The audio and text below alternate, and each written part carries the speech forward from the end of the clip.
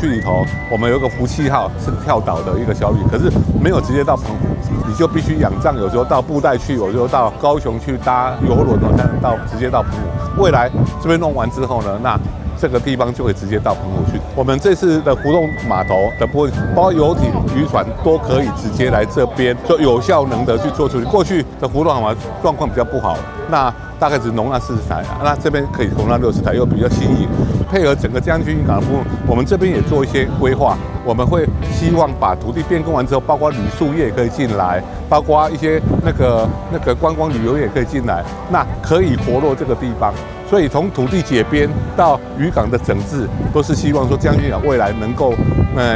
不要只是封閉性的一個小漁村的漁港，變成一個大開大合觀光性的漁港這樣。因為去年的這個風災導致我們原來這裡有2座浮動碼頭就都被摧毀了，所以我們有去跟中央去爭取經費，來做了3座這個碼頭。第一個是它是能夠讓我們的這一些漁業的活動能夠持續進行。那第二個是因為這個碼頭變成是它是浮動式的，所以它可以不受潮汐的影響，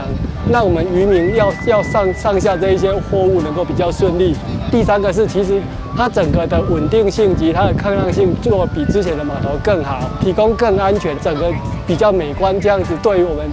港區的環境改善也是有注意的。從將軍港到澎湖的鎖港是最近的海運距離，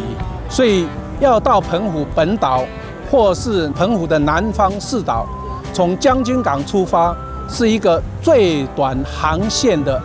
一個港口。一個交通船的開通，可以帶來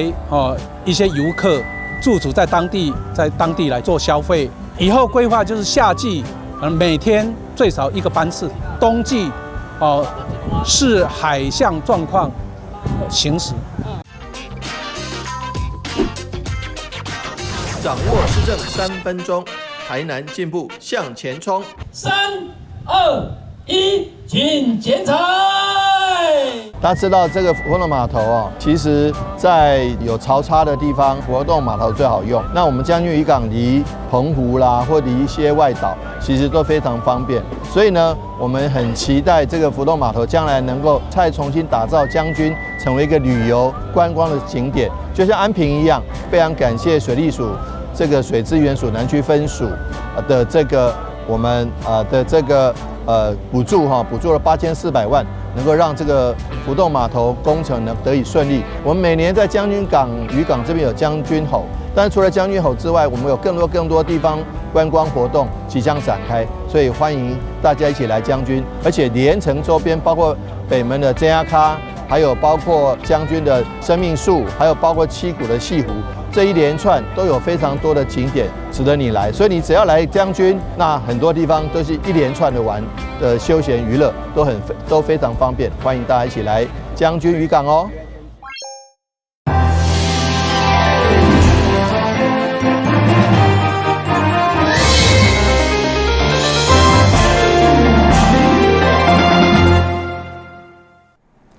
了是今屆歡迎收看7月21號的中嘉台南電新聞。為了疏解客家市區道路的塞車，總經費3億外客家6號道路工程，中央補助2億7000多萬。在通車以後，除了有效分散車流，也串聯客家、將軍以及北門等周邊的交通，對提升區域產業和觀光發展有真大的幫助。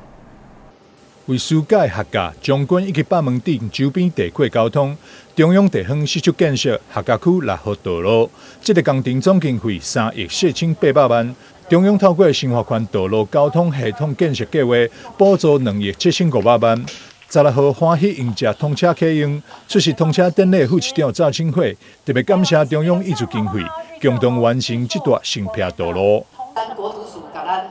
鬥相共的，就佔79%。咱地方政府負擔咱用地徵收2.2億，佮加上21%的工地費的負擔，所以才能共同完成這一段道路。這段道路也是我們學甲外環道非常重要的一個最後一段路啦，吼。咱啊往東往西，甲往北，包括咱的北門，咱的這個南鯤鯓，咱要去以後嘛真方便。客家區6號道路工程特別考量到地方農業灌溉甲排水需求，並整下照明、標誌標線、排水以及立美化工程，強化道路整體功能甲防災韌性，全面提升通行的品質。台南區學甲6號路是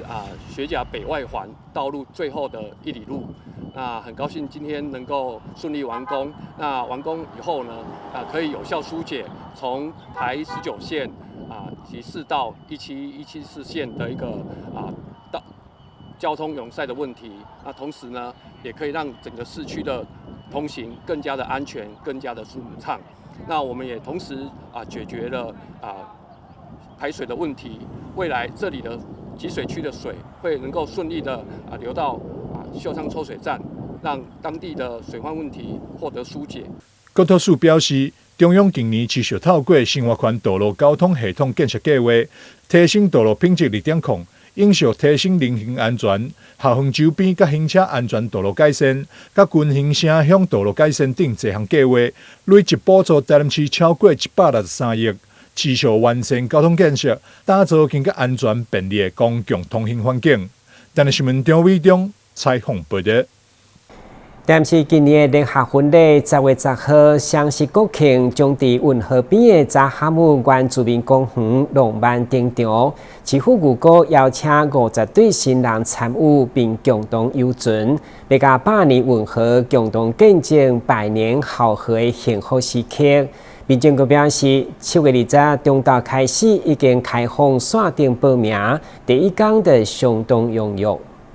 參加聯合婚禮已經是儕新人的熱門選擇，因為不止省下場地甲規劃儀式的高額費用，也得到首長證婚甲政府提供的豐富好禮。但是今年更特別的是，以運河百年好合作為主題，用嚟幸福遊船的儀式，全體新人攏將佇運河的浪漫見證，打造難忘的世紀婚禮。民政局表示，預計邀請50對新人參與，7月20日中晝已經開放線上報名，第一天就相當踴躍。民政局這邊有特別一個創意哈，就是說我們徵求了50對，剛好100個人。那在10月10號的時候呢，我們在那個扎哈木原住民公園的時候，我們要做一個運河百年好合的一個主題來做一個婚禮。那在這邊可以遊船哦，搭着船哦，到我們的那個運河裡去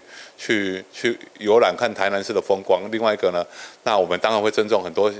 那個讓你們度蜜月用的行李，還有一個咖啡機，來鼓勵我們那個台南市的市民呢，一起來參加我們這次的聯合婚禮。也歡迎大家踴躍報名。那報名日期從7月20號到8月20號。那現在目前為止呢，在那個報名剛開始還蠻踴躍的，希望大家趕快珍惜這個機會哦。我們只有50對100個人而已哦。民政局指出，為了鼓勵新人選擇在台南結婚，每一檔攏舉辦高規格聯合婚禮。只要報名成功的新人，不只會當得到行李箱等儕好禮，同工也將抽出實用的家電，祝福新人在台南成家立業。特別在百年運河雙十國慶幸福加倍，請新人把握趕緊報名。台南新聞軍籍採訪報道。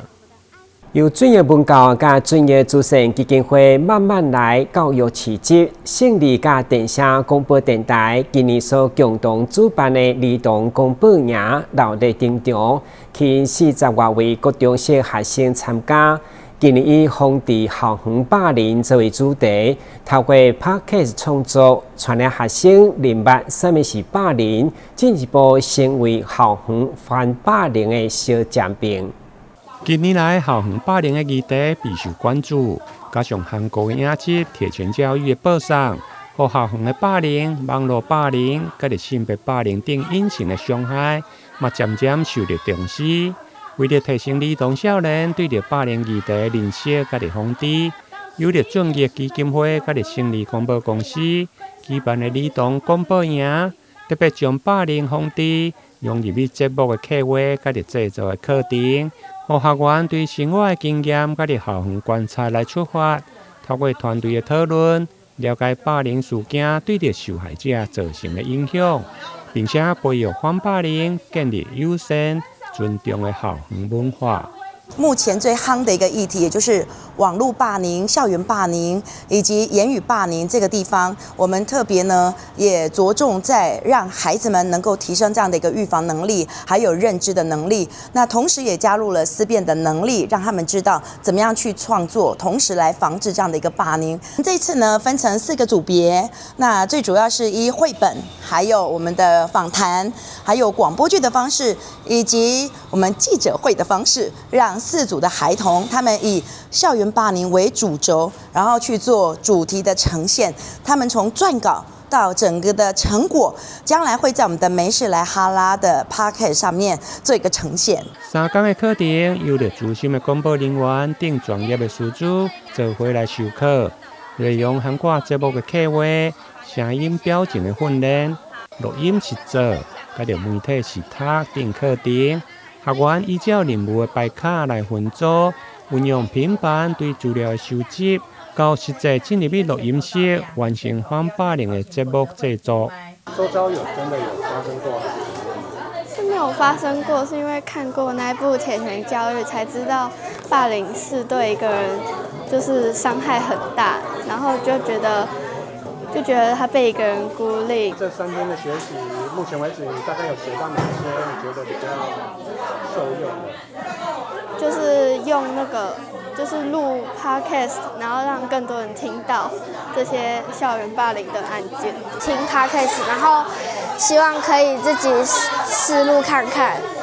然後沒想到真的有這個營隊可以讓我試試看。希望在這邊可以學到，就是如何上台不要怯場，然後說話放感情，讓講話變得更生動。這屆營隊學員對創作的反霸凌 Podcast 的作品，嘛將在專業基金會營運的兒童 Podcast 的節目，沒事來哈拉陸續來播出，希望透過囡仔上真誠的聲音，分享對校園霸凌防治的看法，甲行動。共同打造零霸凌的幸福校園。台南新聞林彥根採訪報道。為了繼續深化台灣甲日本的社區交流，日本熊本縣慈居市的訪問團來到台南市東區進行區境拜會、校園參訪以及分組的座談等活動，雙方就教育、產業甲觀光等合作親密交流，嘛為兩地未來建立更具體多元的合作基礎。日本熊本縣菊池市長來到台南市東區區公所進行區境拜會，隨後訪問團也前往中民國小的 AI 資訊教室，戴上 VR 目鏡，體驗虛擬教學空間。參訪的貴賓們也都對這樣子的一個系統，還有在教學上的操作，非常的有興趣。那我想這個也是在建立一個彼此信任的關係，強化未來能夠進行這個教育交流的一個可能性。我們台日友好的相關的一些活動，都是在不斷的互相的資源以及交流中慢慢的深化。提出產業歌來實際品嘗交流座談當中，以產業領袖分組行政組、教育組以及觀光組，就地方治理、國際關係業務、觀光合作以及後續社區交流機制、姊妹校合作、地方特產物產等合作、商業媒合、觀光行銷以及地方產業推廣等議題交換意見，現場也展示後加相關的特色商品，帶來農民的落來，甲農業局的農特產伴手禮。それからもう皆さんとですね、本当長年の友達のように、あるいはもう親戚みたいにね。親しいお付き合いをさせていただきました。そのことがとっても嬉しいです。で、それもこれもやっぱり李宗林さんがね、働きかけて、台南市と菊池市の間を取り持っていただいたおかげでありますし、それを大区長さん、それから大市長さんでご承認いただいた、もうそのおかげだと本当に心から感謝しています。これからも長くお付き合いを続けたいなというふうに思っています。其實已經像老朋友一樣了，因為我們去世來來去去已經快將近10次啦。那兩邊的文化化其實是非常不一樣的。那透過這樣子台日文化交流，除了加深我們的友誼以外，我們國小的學生也去那邊體驗不一樣的日本的文化。那我覺得這個都有助於大家未來建立更深厚的友誼。東區公所在議員李總理的看線之下，對2024甲支持市地價友誼交流城市，雙方持續透過教育、行政、產業以及文化活動來互動。這回特別邀請市府、學校相關企業以及地方團體來共同參與，希望讓國際交流不止佇咧官方，而是導到深入校園、產業甲市民生活。台南新聞社會採訪報道。旅遊景點、私房秘境攏底家，特色美食報你知，生活時事搶先報。中嘉新聞週報，深耕在地，放眼全國，掌握最新地方資訊。每週六下午1點，就在高雄都會台。被網友封做最辣日文老師的網紅長瀨坤寧，過去以真險的身材甲社群活動引發真濟關心。這回暑假期間，伊甲議員蔡麗清合作，規劃免費的公益日文課程，主打生活化的內容。在第一場7月18登場，原本是設定60歲以上的長輩來上課，不過現場嘛去無共年齡層的粉絲到場。大家只要記得辣妹吃拉麵，所以拉麵就叫做辣妹。被網友封為全台最辣日文老師的網紅長瀨坤寧，18號現身安南區一場日文公益小學堂，一出場就成為全場焦點。這次他專程從台北南下，就希望用生活化實用的日文教學來走入基層社區，讓長輩都可以一起出來學習。所以日前主動和台南市議員蔡麗清團隊商討，在暑假期間先規劃2場免費公益課程，結果首場就吸引不同年齡層的男女老幼到場朝聖，大家都充滿學習動力，相當期待。我就對日語有興趣，然後也沒什麼基礎，想出來聽聽看這樣。當時啊，要來去佚佗吼，要日本佚佗吼，嘛較會曉講啲啊，禮儀也是較會曉講。所以對課程最有期待嘛吼。嘿，做期待的。這套課程，然後要怎麼做，可以吸引到，可以陪伴到一些長輩們，讓長輩們可以從家裡面走出來，然後一起來做這個愛心公益活動。那他的專長是日文，然後他就是完全免費的，1個月1次來跟我們的長輩們這樣互動聯誼，然後從簡單的生活讓他們學習日文，然後我聽了就覺得很感動，一直鼓勵長輩們走出來聯誼，然後帶動整個社區的情感，也讓我們多元學習，活到老學到老。過去在熒幕前上課總是多了分神秘感，不過這回卻是近距離和台下學員用有獎徵答互動，特別是顛覆傳統史記文法的方式，把拉麵、壽司等飲食的實用對話都搬進課堂，感謝粉絲一路以來的支持。社群媒體上面還是一直有日文教學的東西，然後還有 DJ 表演活動等等的，所以他們不管是我當老師的角度，或者是我當 DJ 的角度，他們都非常的支持。語言就是生活的一部分，通過這種輕鬆貼近生活的互動，讓大家發現學日文其實可以很好玩。也希望下一場8月15號能有更多民眾報名參加，一起來海南里活動中心快樂學習，開口說日文。記者郭文吉台南報道。原本是做外送的主管，因為甲伊主食轉來最胖，特別的是伊用精準的分析，研發出8種減糖的肉桂卷，不止成功開創伊事業的第2春，嘛滿足真濟愛食甜點的民眾，更食得健康。濃郁的肉桂香氣在空中彌漫，剛出爐的肉桂卷泛着金黃焦糖色澤，很難想象眼前這位手法利落的達人何雅婷，2年前其實是掌管行銷與電商的零售通路高階主管，因為一次國外的美味邂逅，改變了她的人生軌跡。就是工作那麼多年，然後我又生了小孩，小孩還這麼小，我突然就覺得說，哎，就是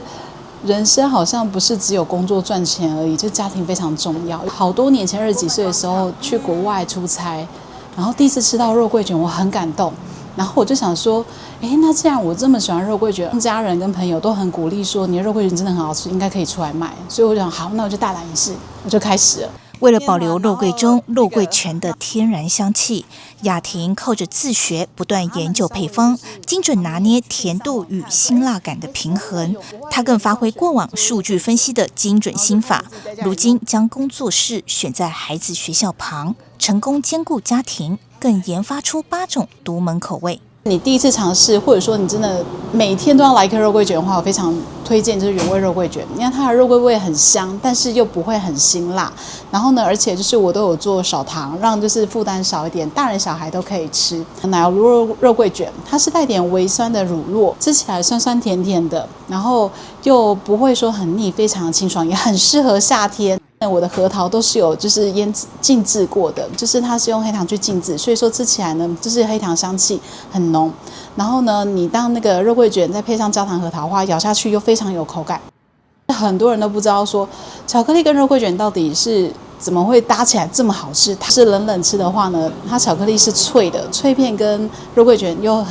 就是有很棒的口感。然后如果說你是加热吃的話，它又像熔岩一樣這樣融起來，然後就是黏黏的，非常好吃。這也是不同的感受。少糖配方搭配多變層次，讓原本害怕肉桂味的民眾也瞬間被圈粉。肉桂味也蠻香的，然後棉花糖很特別，很濃郁耶。除了是自己穩定成長之外呢，然後也希望就是開拓更多的 To B 的市場，讓更多的台灣人去知道肉桂卷對身體的好處，然後還有就是這個甜點呢，它其實是可以非常療癒身心的。從零售數據世界跨界到烘焙烤箱，雅婷用一顆顆療癒的肉桂卷，烤出了事業第二春，持續擴散這份因愛而生的獨特魅力。記者蔡小軍採訪報道。今年台北城鄉文化節的系列活動熱烈展開，台東公所特別結合藝文展演加歌曲的活動，對傳統的信仰延伸到文化體驗，傳來民眾加入台東城，感受在地人文風情。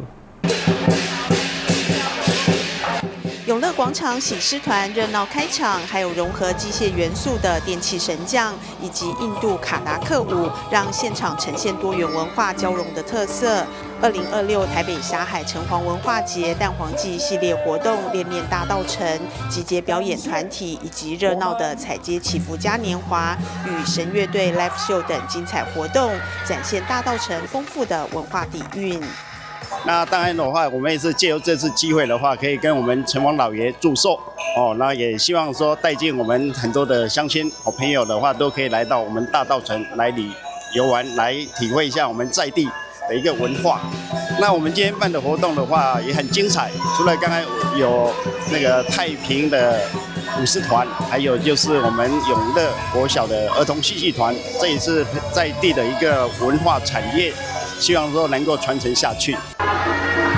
緊接着登場的踩街祈福嘉年華，從永樂廣場出發，沿着迪化街一路延伸，串聯歸綏街與民樂街等歷史街區，熱鬧隊伍集結義陣與創意表演，重現昔日商埠的繁華景象。北管樂聲悠揚響起，百年軒社同台演出，也讓無形文化資產在街頭再現，拉近與民眾的距離。我想說，借由這一次的一個踩街的話，把在大稻埕的一個街道，不管大街小巷，都能夠營造一些快樂、喜氣的一個踩街的一個活動。那當然的話，我也是邀請我們各地我們的好朋友都來到我們台北市，來大同地區來遊玩，來體會一下這一次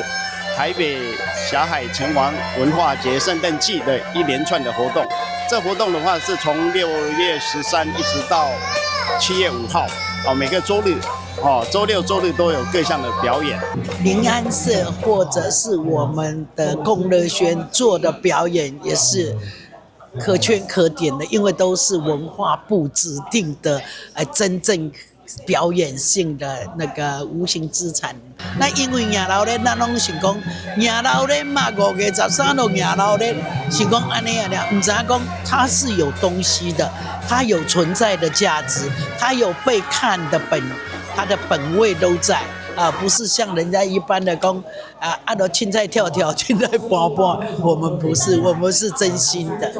現場更結合集章遊戲與街區店家，讓民眾在走訪中認識地方文化。活動一路延伸至7月初，透過藝文、信仰與商圈串聯，展現大稻埕的歷史風華，也邀請民眾共襄盛舉，感受百年城隍文化魅力，一同為城隍老爺獻上滿滿的祝福。記者李慧台北報道。在高雄左營經營超過30檔的老加油站，在6月初突然間天困寶座，予不少附近民眾感覺相當意外。據了解，因為這個土地已經賣出去，市場預估未來就有可能改建成主體大樓。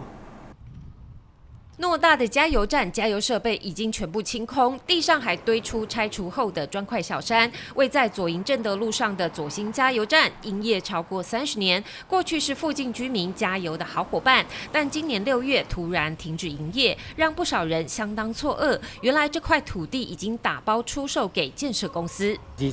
幾檔有啊，當然有加油站那比較好，加油就要去中號路，不就去主油路。如果是我這邊，我加油比較方便。由於該地目屬於第4種住宅區，市場推估未來改建為住宅大樓的可能性最高。只不過過去用地是加油站，外界難免疑慮是否要經過繁複的土壤及地下水污染整治，才有可能重新再利用。房仲對此做出說明，該片土地並未被環保局列管，因此建商有機會免去整治期，直接申請建照開發。那又有就是土品質的那個檢測，所以才會有順利買賣的事項。就是確實像檢測一樣的話，當然不會有問題。但是如果開挖，也會有一些0.1% 的意外，因為這樣子，所以地主有減價給就是買方。這塊土地旁邊就是陽明交大高雄校區，不僅緊鄰高等教育學府，周邊的崇德商圈也非常活躍，生活機能成熟，是近年新興的熱門住宅區。只是周邊的土地開發早已趨近飽和，建商想取得大面積土地相當困難。這回加油站釋出精華地，自然成為搶手土地。有這個大學講起來是有好沒有壞的，比較熱鬧，有學生到這邊，有時候住房子那邊。對，沒有住房子，大家會比較重，就是喜歡在左營鼓山區域去就是買房，因為這邊的機能相對男子來說會比較成熟，所以其實台積電那邊的人也會比較傾向住在這個區域，然後所以這塊地就是非常適合就是自住客需求，那他們就是蓋住宅一定就是相對銷售的會沒有問題。這回老字號加油站功成身退，由建商接手插旗。未來隨着新建案登場，勢必再度掀起當地的房市話題。記者吳佩珊高雄報道。感謝收看7月21號的中嘉台南電新聞，我是顧文杰，咱再會。